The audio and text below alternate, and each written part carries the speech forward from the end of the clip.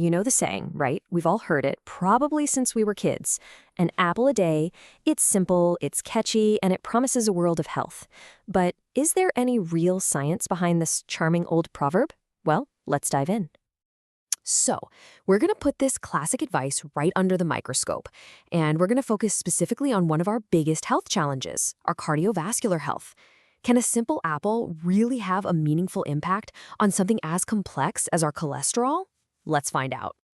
All right, to get to the bottom of this, we first need to look inside the apple itself.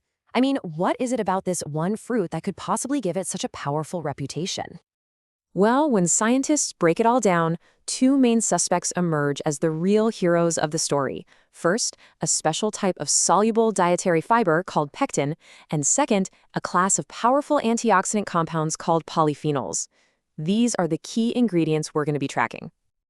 Okay, let's start with our first key compound, pectin. Now, you might have heard of it in the context of making jam, but it turns out its gelling ability is exactly what makes it so interesting for our health. See, pectin is a soluble fiber. When you eat it, it mixes with water in your gut and forms this thick, kind of gel-like substance. And this is how something so simple can have such a profound effect. It's not really about what your body absorbs, it's about what pectin does on its way through your system. Okay, so check this out. This is a really clever mechanism. Your liver pulls cholesterol from your blood to make something called bile acids, which you need for digestion. Normally, your body is super efficient and just recycles these acids, but pectin? It plays spoiler. That gel we just talked about, it traps the bile acids, preventing them from being reabsorbed and basically carries them right out of the body. So now your liver is short on bile and it has to make more. And to do that, boom, it pulls even more cholesterol from your bloodstream. It's a fantastic biological hack. So let's move to our second suspect to see how this all builds, the polyphenols. If pectin is the physical disruptor, you can think of polyphenols as the chemical powerhouses. Apples are absolutely packed with different types of these compounds. But as you can see, one category completely dominates, flavonols. They make up a whopping 80% of the total polyphenols. These are the kinds of compounds that researchers get super excited about when they talk about the health benefits of things like green tea, cocoa, and, yep, apples. So where are all these powerhouses located? Okay, here's your public service announcement for the day. Whatever you do, don't peel your apple. The peel contains a much, much higher concentration of these beneficial polyphenols than the flesh does. It's kind of like the apple's first line of defense against the environment, and it's where all the good stuff is most concentrated. Okay, so we have this dynamic duo of pectin and polyphenols. They seem great, right? But hold on, because here's where the story takes a fascinating and totally unexpected turn. It's not just about what's in the apple. It's about who's waiting for it inside you. Yeah, here's the plot twist. After all that talk about these amazing polyphenols, it turns out that most of them, especially the larger ones, are just too big and complex for our bodies to absorb directly. They just pass right on by. So, is that it? Is the story over? Not even close, because they are headed for a party in your large intestine, and the guests of honor are your gut bacteria. They are the key that unlocks the apple's true potential. You know, we're not just individuals, we're basically walking ecosystems. Your gut is home to this bustling metropolis of roughly 100 trillion microorganisms. That's your gut microbiota. And these tiny helpers are absolutely essential for our health, playing a role in everything from our immunity to, you guessed it, our cardiovascular health.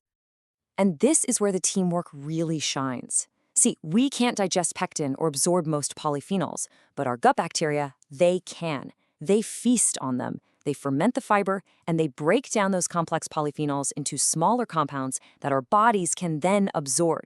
And in return, they get a healthy meal. These apple components act as prebiotics, feeding the most beneficial bacteria in our gut. It's a total win-win situation. So the theory is beautiful, right? The mechanism is plausible, it all makes sense, but does it actually hold up when we look at the hard data from human clinical trials? What does the evidence really say? For our reality check, we're going to turn to this major 2015 systematic review from Food Standards Australia and New Zealand. What they did was they dug through all the high-quality, randomized controlled trials, which are the gold standard of medical evidence, to see if there's a real connection between pectin and blood cholesterol.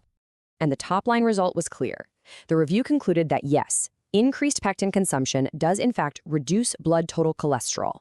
The theory holds up in practice. That clever mechanism we talked about, trapping those bile acids, it seems to really work. But, and this is a really, really crucial but, they added a very important caveat. The degree of certainty in this relationship is rated as moderate. So what does that mean? Well, it means the evidence points in the right direction, but it's not a total slam dunk. Why? Well, because while most studies showed a benefit, some didn't, and the studies themselves were often pretty small. It suggests the effect is real, but maybe not as universally consistent or as powerful as we might hope. So where does all of that leave us? We've seen the theory, we've met our gut bacteria, and we've checked the evidence.